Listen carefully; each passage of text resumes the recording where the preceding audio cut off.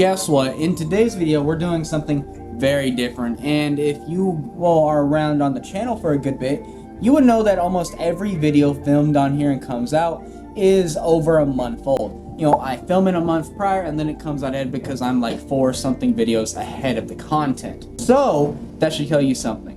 Now, judging by when that video came out, this should tell you that, well, these animals have been here for a good chunk of time. When this video comes out, they've been here even longer. So when this video comes out, you're gonna have a good bit of time on your hands, and guess what? That gives us a valid excuse to do a quote-unquote update on these Anoles. Anyways, if you're unaware about Anoles, they grow quick, really quick. And if you're familiar with anything false chameleon related, oh boy, they grow really quick. These Anoles came in, they were maybe max 2 months old, probably a little younger. They came in from Florida, now wild caught from my homeboy, John Asher, Crown Giant Anolis, on Instagram and other socials. Now, he's the guy who does mostly all the Crown Giant Anoles in the USA. Now, I believe last year or so, he started a pretty grand adventure with collecting all of the Pokemon, being all the false chameleon species like porcus, porcus, Bramu. It's on the screen, I can't pronounce it. And he collected them and it started to breed them a good bit. Now, obviously, as a breeder and as someone with limited space, you can't just, keep every animal you reproduce because, as fun as that would be, it wouldn't work long term, sadly. But yeah, after that, he started to sell some and offer some to other people. And like, hey, I have porcus pair. I have red throat pair. You know what I mean? He's selling them. He's moving animals. He's doing cool stuff. Next thing you know, I have myself a pair. They come here, cute little animals, and then they grow up. Because, as I said in the intro of this video is coming out a good chunk of change later. Now, let's talk about these Anoles that are here now, as they are, etc., etc. Now, folks, if you're somewhat aware of how Anoles work, you're going to learn very quickly, and I mean quickly, that Anoles are not your average lizard. These reptiles do one thing that almost no other animal can do on a consistent basis. Just grow really quickly, breed a lot, and do a whole bunch of cool stuff. Because I'm telling you, these Anoles, if you plan things right, you can have, most Anole species can breed under a year. And if you really lock in with some species, like Anolis aka the brown Anoles, you can double clutch in a year. I mean, not double clutch, you can do 2 generations in a year, which is elite. Now, obviously, if animals doing that, they have to grow quick.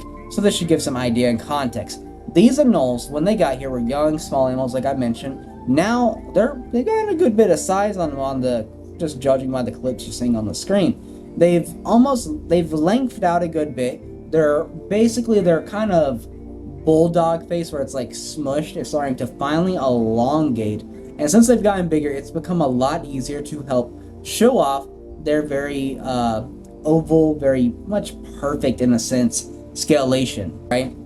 Then with on top of that, these animals have gotten quite bold versus the shy little critters that came here.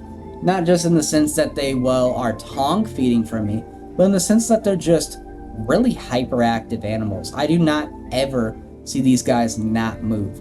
They're always out, they're always moving, they're always on the prowl. Every time I open the cage, they want to say, hey, Cameron, what are you doing? Are you here to feed me? I'm like, oh no, I'm just passing by. Like, well, you better feed me, and then I feed them. But that's cool and all. I'm sure you're wondering, Cameron, Royal Anoles, is there anything you want to tell us information-wise? I actually do. I've learned a good bit about these that kind of make them different than, say, Barbatus and porcus from my experience. Let's talk about it. But before we do that, first off, sub, like, share this video to your friends, family, and whoever you may think will like video, share, ha ha ha. Let's learn and talk about information now. But I would say the thing that honestly really helps divide this animal from, say, Barbatus is a big thing visually. Obviously, the red throats. They don't so much have it as, say, an older version of themselves because it comes with age. But granted, for the age, the amount they have is definitely really impressive. The main other thing is also the scalation color. Now, if you look at a Barbatus, they have basically a bunch of different sizes of these ovals, where with the porcus, red throats, they're all like boom, boom, boom, boom, boom, boom, boom, like they're all perfect. It's really funny, really weird. It's like a little too perfect. It doesn't look real half the time. And I don't know. That's really nerdy, really, but I just really wanted to hammer on to that before we talk about behavior. But behaviorally, you know, as I mentioned, these animals are bolder. Bolder doesn't always mean they're out, they're on the prowl, they're trying to hang out with you. No, it can also mean that they're a little bit more nippy occasionally. For example, my Barbatus pair and all the Barbatus which I work with bring breeders, which is now at the total of about 24 adults I've had and worked with for a sustainable long period of time. And Lord have mercy on how many babies I produced in the years. But, you know, I've only had a couple that were kind of nippy, a little mean. I loved it though. I called one Venom. It was my favorite one. She died, but yeah, a little off topic, but coolest animal ever if you ask me. But the Av porcus are a little bit more on the nippy side, you know. Say I'm coming into their enclosure, I want to trim a leaf or two, you know, pick up some poop because they keep pooping all in one little area and it's definitely gonna become a problem. They're gonna like, oh hey Cameron, what are you doing? Oh, look at your arm, and go, yep. I'm like, what are you doing? You know, it's kind of awkward, it's kind of cute, it's a fun little moment. But, you know, it's interesting, and I think that was fun to talk about. Anyways, I'm not really sure what kind of style this video truly is. It's more so just something to do, kind of have fun with. An update on a species, just chit chat with people. Because a lot of people on Instagram especially were curious about how they've been developing and this and that.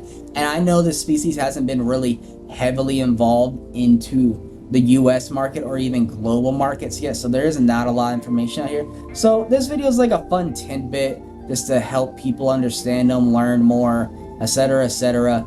And you know, if you liked it, remember to like, share, sub. If you want babies, you can obviously buy some from me in like over a year, or in a more reasonable aspect, hit up John. He's on Instagram or Facebook.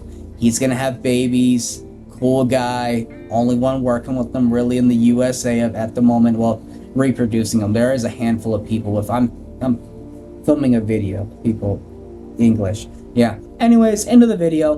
Let me know if you like this style of video. Let me know if you want me to talk about them. And who knows, that high exposure right now to make me look decent is not fun for these enclosures. Anyways, we might talk about small wood eye next time.